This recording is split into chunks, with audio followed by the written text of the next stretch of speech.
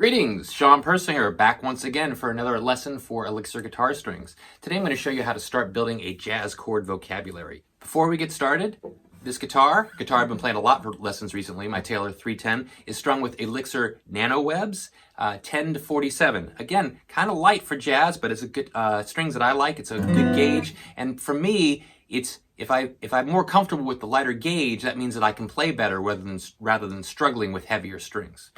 All right, let's get to the lesson. All right, first chord, we're taking the C, turning it into a C major 7. Now this is a D minor 7, but it's a little thin in my opinion. So I'm gonna do it up here. That's a B minor shape, moved up to the 5th fret, take off the pinky. E minor 7, I'm doing this E minor, taking my 3rd finger off, adding the pinky, chord John Lennon used a lot. F major 7, that's a relatively easy chord to play. You might want to throw your thumb in. That can be a little tricky for some people. The jazzy G, to start, we're going to just do a G bar chord, like an F chord, moved up 2 frets. Take the pinky off. There's our G7, A minor to A minor 7, taking off my 3rd finger. You could add the pinky. Nice chord. And the final one in this key is a B minor 7 flat 5, also known as a B half diminished.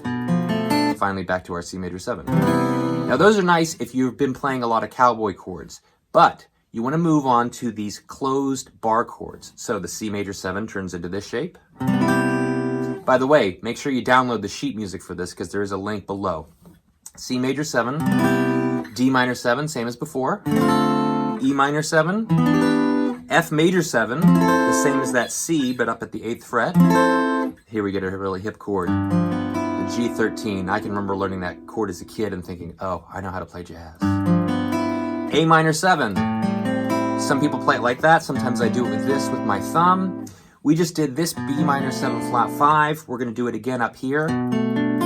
So it's good to know 2 shapes for every chord. So B minor 7 flat 5. Again, I use my thumb, but you could also finger it like this. And then finally, a C major 7 up here. That's another voicing. C major 7. C major 7, you could play it down here at F2. So we get all those chords together.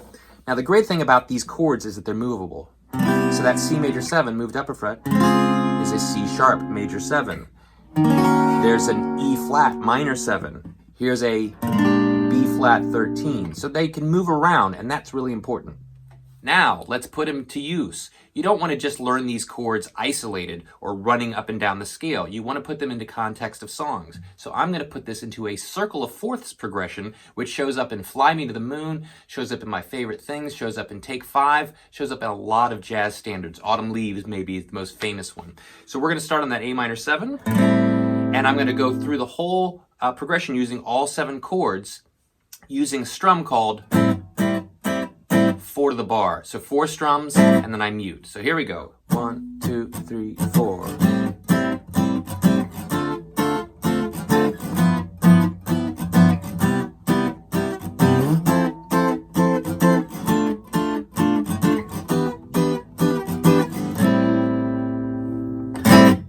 So that gives you a little context for these jazz chords. You could also do that with those bar chords, but hey, this is the jazz vocabulary lesson, so try working with both. As always, please subscribe, like this lesson, share it. You can also subscribe to my page, The Prester John Music, on YouTube, and you can check out my book, The 50 Greatest Guitar Books. And as always, thank you so much for watching.